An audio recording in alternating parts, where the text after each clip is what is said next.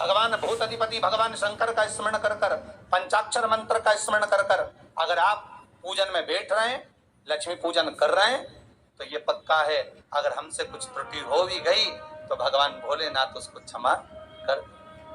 और माता से निवेदन करना, हे लक्ष्मी मैया, हे वैभव लक्ष्मी, हे माता अष्टलक्ष्मी, हे माँ संतान लक्ष्मी, धान्य लक्ष्मी, वैभव लक्ष्मी, प्रतिष्ठा लक्ष्मी, यश लक्ष्मी, कीर्ति लक्ष्मी, आरोग्य लक्ष्मी, संतान लक्ष्मी, हे माँ ऐसी कृपा करिए आप हमारे घर से रुष्ट होकर ना जाइएगा। ये घर, ये परिवार, ये सब आप सब आप। ये किसी दूसरे का। माँ पूजन करते समय माता लक्ष्मी से जरूर कहें, माँ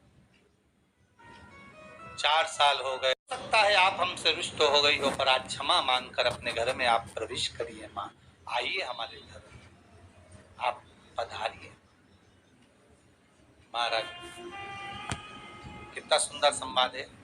एक साहूकार की बेटी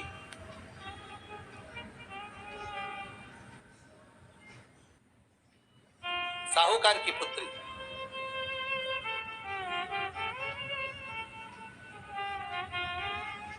पीपल के वृक्ष के नीचे, बेलपत्री के वृक्ष के नीचे, आंवले के वृक्ष के नीचे प्रत्येक अमावस्या को दीप लगाने जाती थी। उसका नियम था।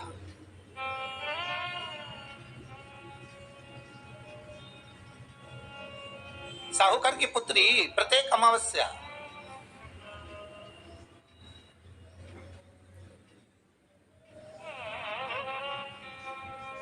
3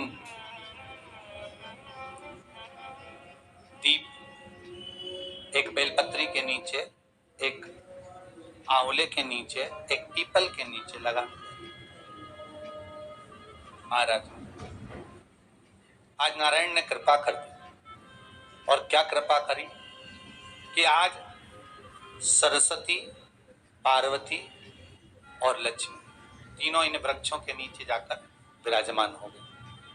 पार्वती मैया तो पहले से ही बेलपत्री के नीचे है।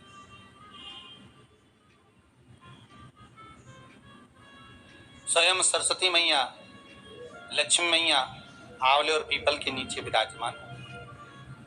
अब आज तीनों देवियों में बात हो रही है, आज तीनों देवियों में चर्चा हो रही है कि यदि आज अगर कोई दीप लगाने आया और पहला दीप जिसका लगेगा तो ये पक्का है कि मैं लक्ष्मी उसके घर में प्रवेश करूं।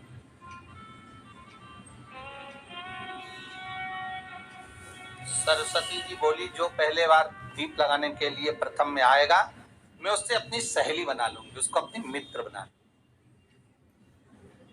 पार्वती जी बोली, जो प्रथम दीप लगाने आएगा, पार्वती जी कहती हैं मैं भगवान शिव से कहकर उनका कल्याण करवा दूं। अब ये साहूकार की बेटी, वो साहूकार जो कहने का तो साहूकार था, धन पूर्व में बहुत था, पर अब इसके पास में कुछ भी नहीं बचा। देखिए सुख दुख तो जीवन में चलता रहता है। आज सुख है, कल दुख है, फिर दुख है, फिर सुख है। ये जीवन में चलता रहता है। भगवान ने दिया, हो सकता है पूर्व में आपके पास में खूब धन होगा, वैभव होगा, सत्ता होगी, फैक्ट्रियां भी होंगी, दुकान भी होगा, धंधा भी होगा, पानी भी होगा, सब कुछ, सारी सत्ता आपके पास में होगी, पर समय की घड़ी किसने देखी है सारी? कौन देखा घड़ी, कौन देखा पर? इसीलिए कहते हैं ना, बार बार कहते हैं, तेरा पल पल बीता जाए, मुख से जप ले नमः शिवाय, नमः शिवाय। बड़ी मुश्किल से मिलता है। घड़ी पल समय नक्षत्र कब बदल जाए किसको मालूम है। आज साहूकार के जीवन में था साहूकार कहने का, पर धन नहीं था, वैभव नहीं था, सब समाप्त हो गया था, कहीं पैसा चले गया, लग गया। महाराज बेटी ने वही दीप तैयार करे दीपावली की अमावस्या नहीं थी, पर दूसरी जो अमावस्या थी उस अमावस्या पे उसने दीप लगाया। जैसे दीप लगाया, 3 देवियों ने आवाज लगाई, अरे सखी सुनो तो। साहूकार की बेटी बोली, किसकी आवाज आ रही है? अरे सखी सुनो तो। सखी ने कहा, क्या बात है? आवाज आई, 3 सुंदर स्त्रियां, बड़ी सुंदर युवती बनकर, सुंदर आभूषण वस्त्र पहनकर बैठी हुई, एक ही जगह पर तीनों बैठी हुई।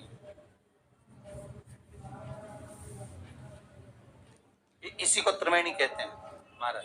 जो त्रिवेणी का जो वृक्ष होता है उसमें 3 त्रिवेणी का जो वृक्ष होता है उसमें दिए लगाने का बड़ा महत्व होता है, तो इसी को त्रिवेणी कहते हैं। तीनों बैठी हुई, अब तीनों बैठी, आवाज लगाया, हम आपको सहेली बनाना चाहते, सखी बनाना चाहते, आप हमारी सहेली बनेंगी। अब इस साहूकार की बेटी को लगा ये तो बहुत पैसे वाली दिख रही है, धनपति दिख रही है, और मैं तो गरीबड़ी, और ना जाने में अगर इनकी सखी बन गई तो फिर इनको क्या मुझे देना पड़ जाए, कोई भरोसा है। इसलिए शास्त्र कहता है कि मित्र भी बनाओ तो सोच समझ कर बनाओ, मित्र भी बनाओ तो सोच समझ कर बनाना। ज्यादा धनपति मित्र बन गया तो मन में आएगा कि जब ये घर आएगा तो इसको घृत का भोजन तो कराना ही पड़ेगा, घी का भोजन तो कराना ही पड़ेगा। इसलिए मित्र भी बने तो ऐसा बने कि जो आपके सम्मुख में हो, उसको धन और वैभव से मतलब ना हो, उसको सत्ता से मतलब ना हो, आप उसको केवल आपसे मतलब, आपकी मित्रता से। साहूकार की बेटी ने कहा, मैं आपको कल बताती हूँ, मेरे पिताजी से पूछूंगी मैं आपको मित्र बनाऊं कि ना बनाऊं। ठीक है, चलिए घर पहुंची। पिताजी, मुझे 3 सखियां मिली, एक सरस्वती है, एक पार्वती है और एक लक्ष्मी। अच्छा, पीपल, आंवला और बेलपत्र तीनों वहां विराज। अच्छा, क्या कर रही हैं? सखी बनाना चाहती। पिताजी ने कहा, बन जाओ सखी, सखी बनने में दिक्कत क्या है, बनो।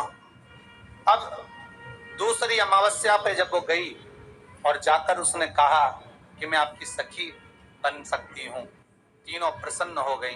तो उसमें से एक सखी माता लक्ष्मी ने कहा कि चलो आज तुम हमारे घर चलो, हम तुम्हारा सम्मान करना चाहते हैं। सखी को माता लक्ष्मी अपने घर ले गई। साहूकार की बेटी को जब घर लेकर गई, सुंदर सोने की चौकी, सोने की थाली और सोने के गिलास, पकवान एक से बढ़कर एक माता लक्ष्मी ने जब साहूकार की बेटी के सामने परोसे, इधर माता सरस्वती, इधर माता पार्वती नजदीक में बैठ गई और साहूकार की बेटी पकवान को पाने लगी।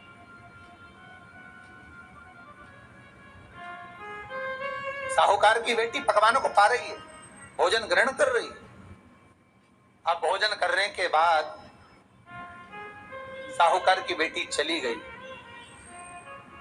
अब जाते से ही माता लक्ष्मी जी ने कहा, सुनो सखी, अगली जो अमावस्या आ रही है, आपको मालूम है वो कौन सी अमावस्या है? नहीं। कहा, दीपमालिका, दीपावली की अमावस्या, आपको मालूम है? ओहो, पर एक बात हम आपको कहें। लक्ष्मी जी बोली, एक बात हम आपको कहें। हाँ बोलिए। हम चाहते हैं इस अमावस्या को आप हमारे घर आई हो, अगली अमावस्या को हम आपके घर आना चाहते, क्या आप हमें बुलाएंगी? सखी ने कहा, साहूकार की बेटी बोली, अगर आपका मन है आने का तो आप आओ, मना नहीं है। साहूकार की बेटी हूं मैं। लक्ष्मी जी ने मन में सोचा, ठीक है, तैयारी करो। आज साहूकार की बेटी घर पहुंची तो पिताजी ने पूछा, बेटी आज बहुत देर हो गई तुझे आने में, कहाँ रह गई थी तू, कहाँ रह गई तू?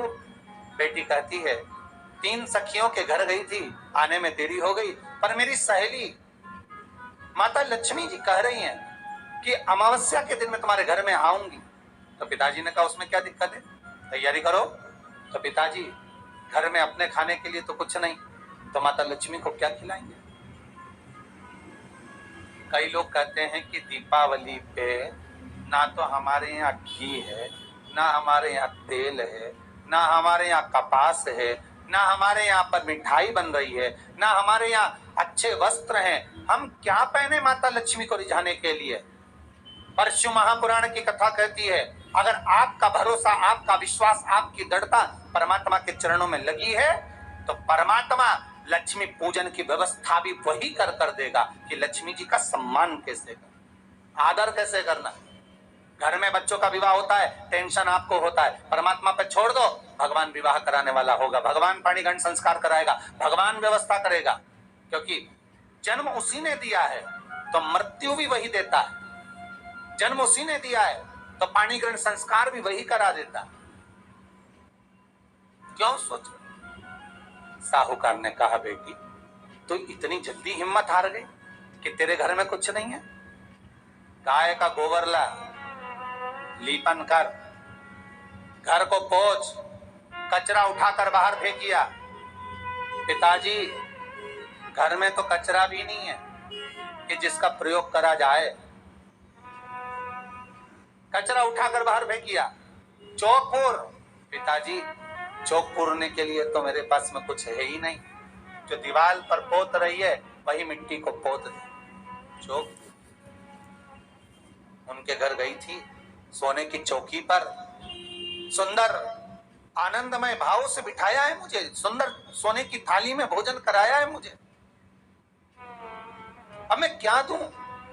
पिताजी कहते हैं, अगर लक्ष्मी आपकी सहेली अगर आ रही है, बड़ी धनपति है, तो व्यवस्था भी वही करेगी। अब लक्ष्मी तो जाने की तैयारी में, सरस्वती उनके साथ जाने की तैयारी में, पर माता पार्वती नहीं गई। माता पार्वती ने कहा, आज मैं नहीं जाऊंगी। क्यों? आज मुझे अमावस्या का दिन है ना, इसलिए बेलपत्री के पेड़ के नीचे मुझे रहना पड़ेगा। तो माता पार्वती बेलपत्र के पेड़ के नीचे रुक गई।